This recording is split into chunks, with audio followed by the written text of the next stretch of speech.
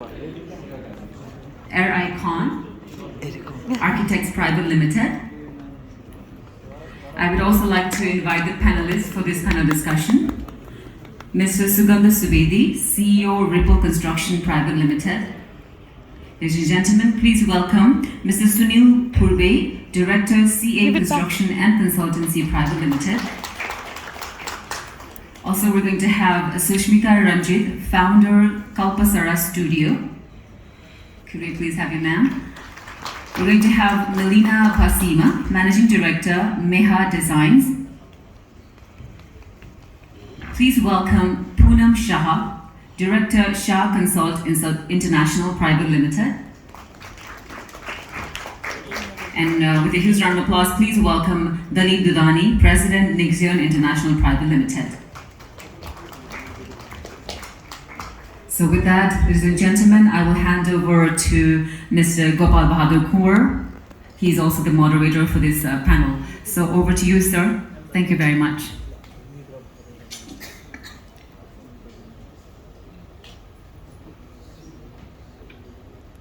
He's also capturing this.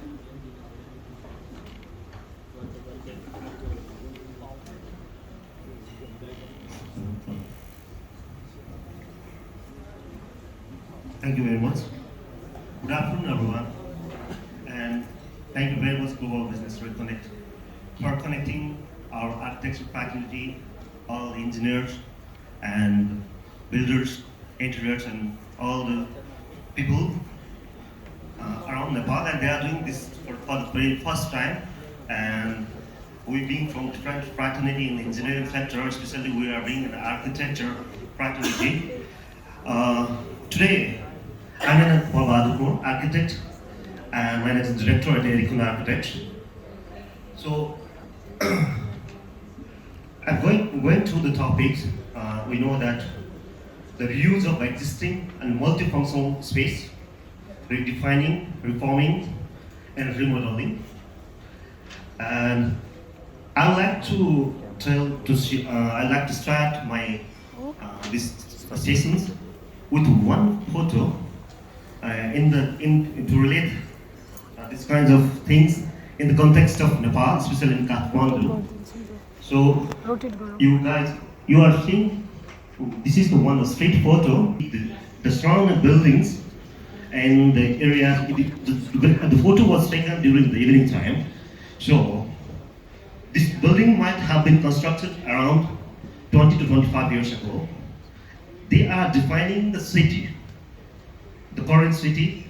So, is this the proper way? Is this the standard what the city should be? And we are designing the future. And regarding this fact, for example, I want to tell the ground reality in designing with what we are practicing day to day.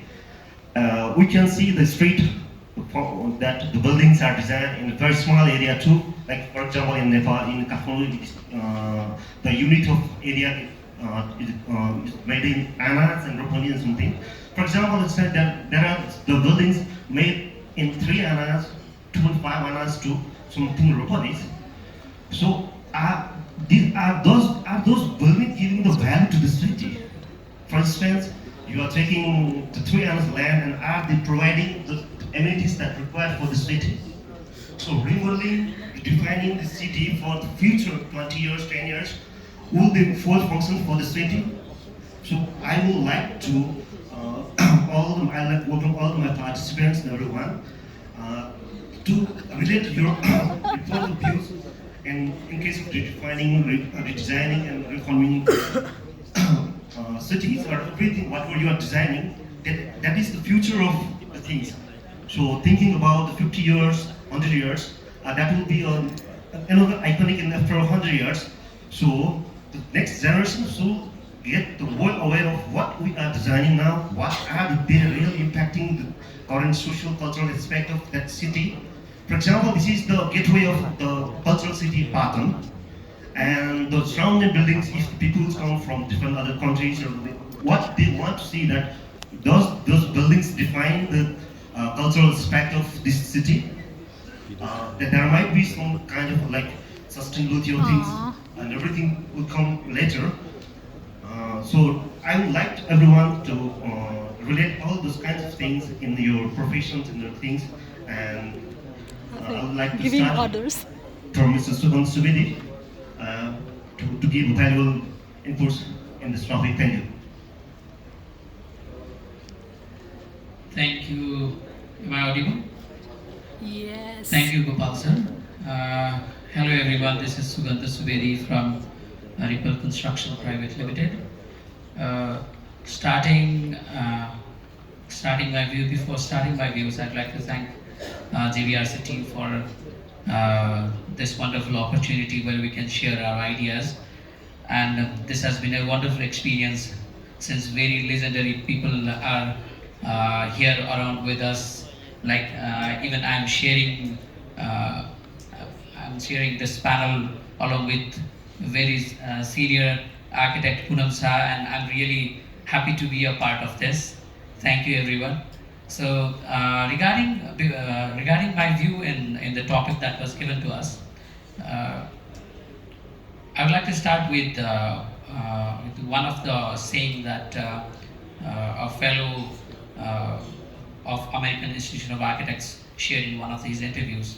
He said the greenest building is the one that has been already built.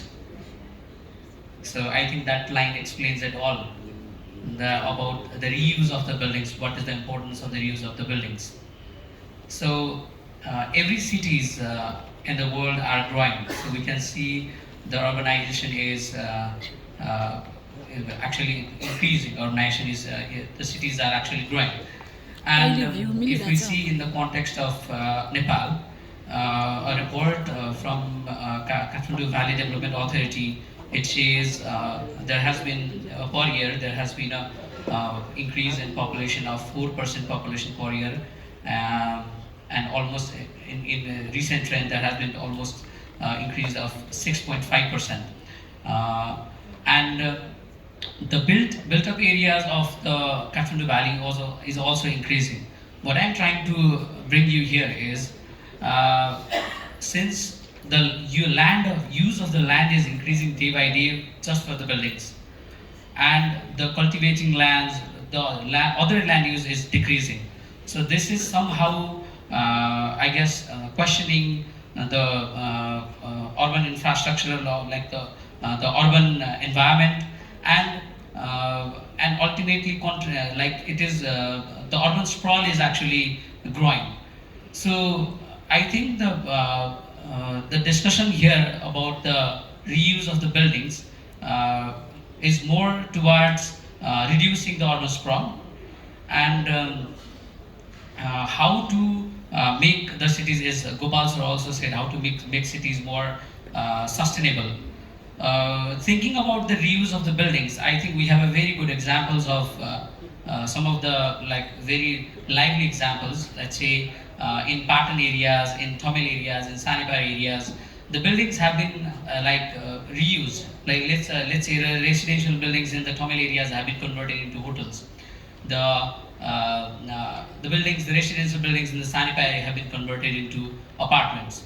So the reuse is in practice right now, and we can see a very growing trend of reusing of the buildings. But in the perspective of the policy, there has not been any such policies which can guide the reuse of the buildings, because reuse or reinvent or repurposing of the buildings, I think, is very effective in terms of sustainability, is very effective in terms of low construction cost, cutting of the construction cost, or let's say even reducing the carbon burden.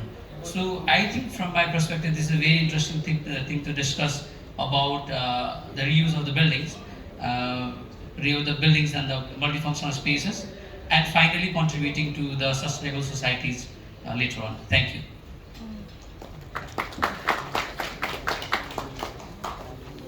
Thank you, Sugandha.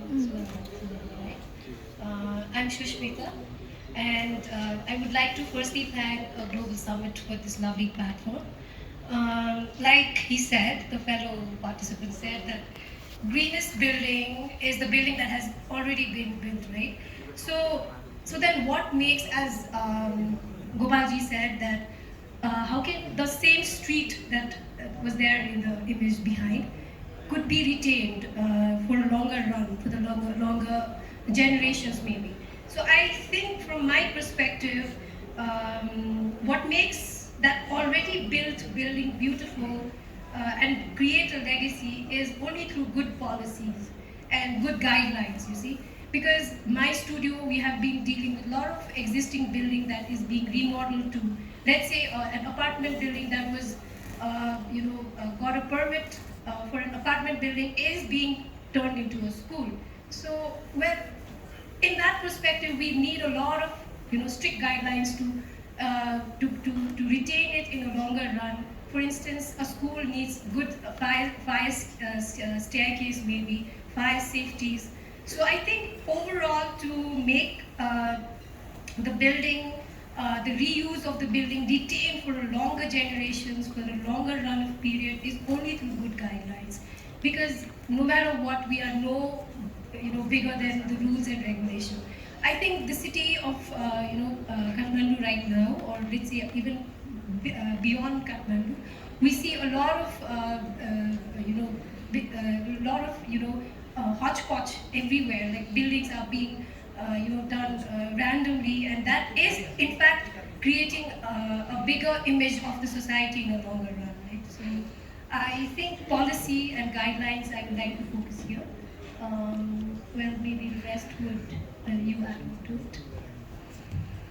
Thank you. Good afternoon, everyone. I'm Melina Vasima, architect and urban designer from Mia Designs. I would like to thank you for the great opportunity to be part of this event. All we know is that how quickly and rapidly the buildings are being built, structures are being erected these days. But how the lands are being converted into the concrete jungle. But we are forgetting the old historical buildings for the proper maintenance and long run. It is really sad to see the historical buildings and good buildings to be abandoned and left out, and the buildings are deteriorated for after few or long run. We can see the examples in the Gorkha earthquake also. The many buildings which were very important historically, architecturally important buildings were collapsed due to the unused and unmaintained conditions. But in the present conditions, the growing trend of the remodeling, reforming, and reusing of the buildings are in the trend. Until we have the good bond structures, we can reuse and remodel the buildings in a way of adaptive reuse. It not only reduces the cost, but it's also sustainable and energy efficient. We can compare the new construction and remodeling or reusing of the existing buildings. The new construction consumes more energy, and it's more like material. It uses used materials and energy, but the remodeling and reusing the buildings cost like less than 20 to 60%, and it also is less material intensive and more labor intensive. It will contribute in the employment, and in the overall mass comparison, it will certainly make a huge impact on the environment as well. And talking about the earlier photographs, we can compare, as my earlier fellow ma'am has said, that like we really lack the policies and guidelines to properly guide the reuse the existing buildings policies. I would like to make request to all the architects and owners to be part of the reusing, remodeling, and of the existing buildings and make a use impact in the environment. Thank you.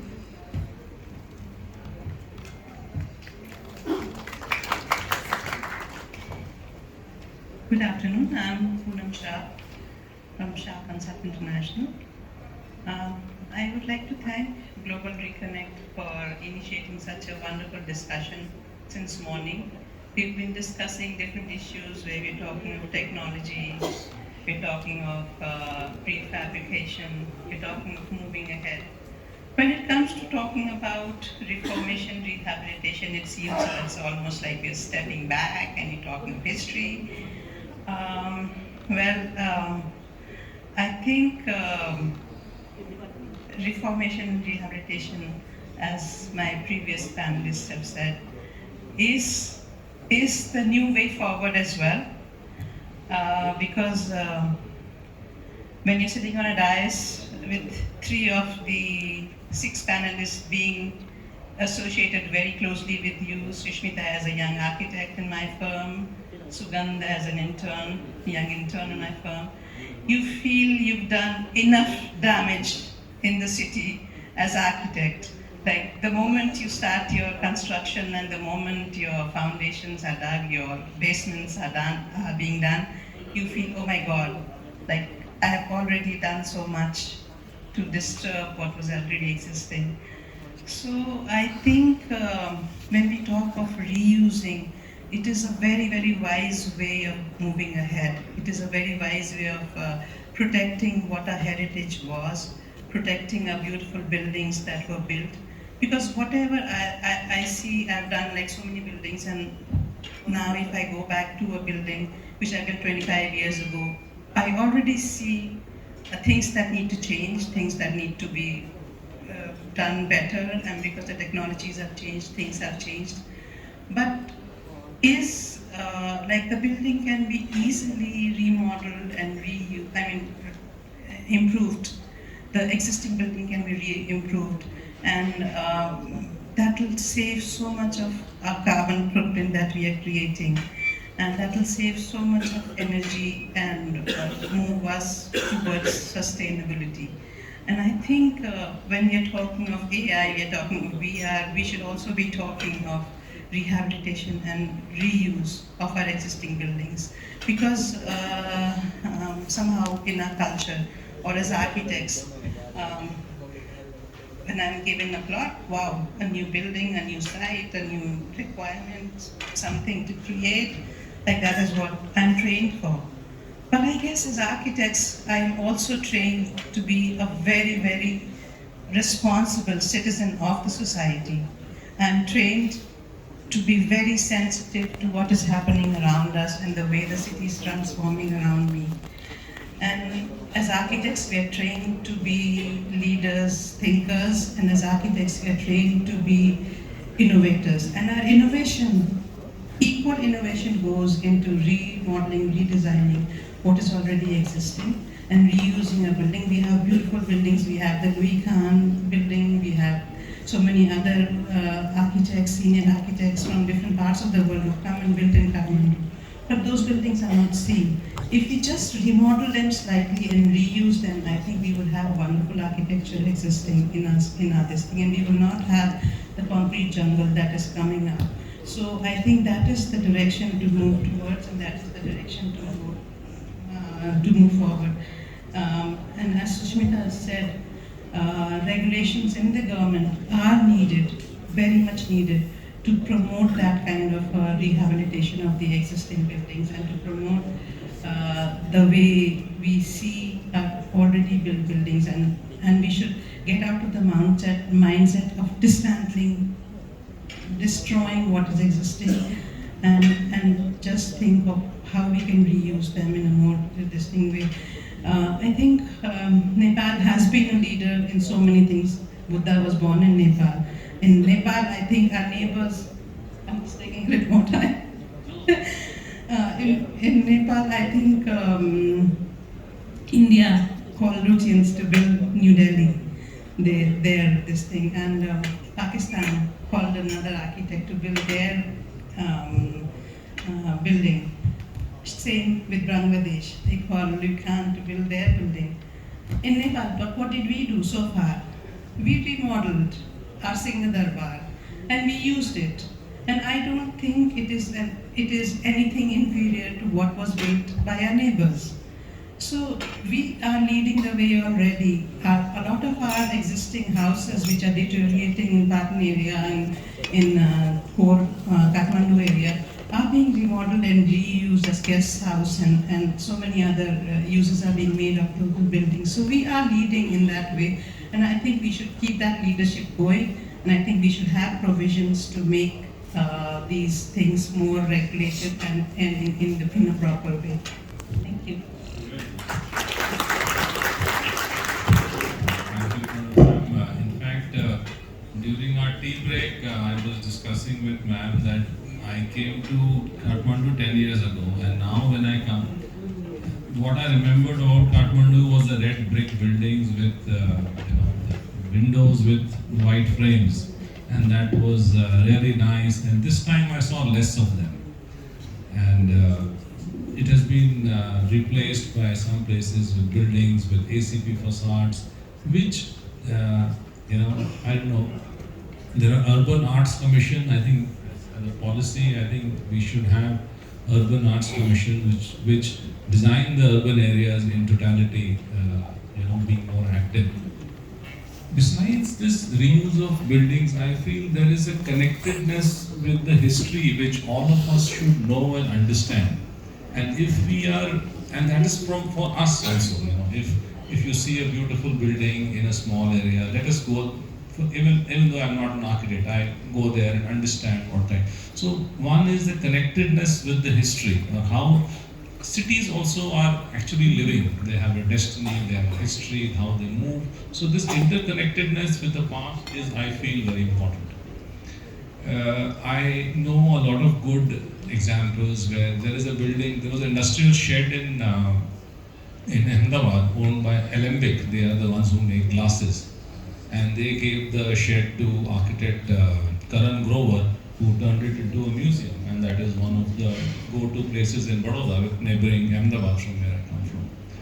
And it is an idea whose time has come. If we know, there is a group called Hinduja Group, which makes Ashok Leyland trucks. They have converted, they bought this old war office of Churchill, which was used in World War II, and they have converted it to a 5-star property. So, and that is a super luxury, and it start making business sense. If you go to Europe, you will find a lot of architect offices in industrial sheds. They love the place, and they love the place, and they, So if we as, you as architect fraternity, or we as, if we patronize this, or you use it, it does make a lot of sense. Besides, of course, the wisdom which everybody talked about in terms of less pollution, in terms of, the greenest building is the one which is already being made. So these are my views, and it does make sense now to convert. It makes business sense now to convert, and we should encourage this thought amongst our clients, and other infrastructures, of course, required. For example, old buildings would not have space for car parking, for example. So we would want to, as architects, you would want to find a way out how, have a car parking at some places. So, but this is a very evolving experience. We should not always look to create iconic buildings that everybody wants to, but to restore and reuse an old building is, again, I think, very evolving. Thank you.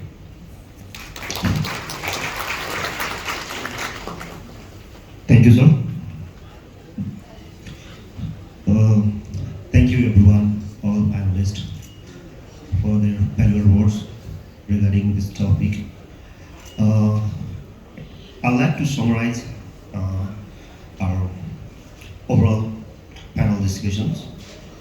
So I have few questions and so hope we'll have a little bit time to discuss. Uh, yes, we are talking about reuse of building, redesigning, reforming, even rehabilitation of this building. In this fact, for instance, I just saw the picture was shown already. If we want the city more sustainable, more viable, socially livable, and culturally its aesthetic beauty to be shown by the city. So obviously, as overall the like the most guided thing to reform the city is one of the most important things that policy makers and guidelines. The government has very huge hand in this kind of regards, with and also the local authorities, municipalities, and everything. For instance, we are doing design. If we are most of our architects are client centric. Like if he wants, we have to design for him only. But if the city needs the quality of what kind of city we are defining, it is defined by the clients, not by ourselves. So if the policies has been made as per the city's requirement for the conservations of that ethnicity of that city, the government has the main important role to redefining, remodeling those kind of things from my perspective. In this regard, regarding those, I think there is no any government bodies in this session, but the most important thing that everybody should at least one or do something to the local authorities and government for the proper guidelines and good policies for the betterment of redesigning, remodeling of the buildings and the cities. Even there, for instance, what is the Kathmandu famous for? If any tourist or comes from outside, what is the value of Kathmandu? We don't need a Burj Khalifa in Kathmandu. We don't need the same building in what there is in Melbourne. So Kathmandu mostly what it is famous for is the city of temple and its cultural ethnicity. So for the redesigning and reforming, we should the policy should be made to define the value created by the city from the ancestral level, that what the city has been doing from the last hundreds of years and what should it do for the upcoming generations. So in this regard, if there is any things like, for example, we have a senior ma'am, Punam Samam. Like she has been practicing, I think, more than 2-3 decades in this form, in this architects fraternity. So I would like to know that what kind of things now we should tell all the participants or all the architects, that what kind of things we should try to evoke to the policymakers or things. Like there are so many, like Society of Nepalese Architects, SCAF, Nepal Engineering Association, and so many bodies, but still those kinds of policies has not been implemented or have not been done properly. So in this regard, if there is anything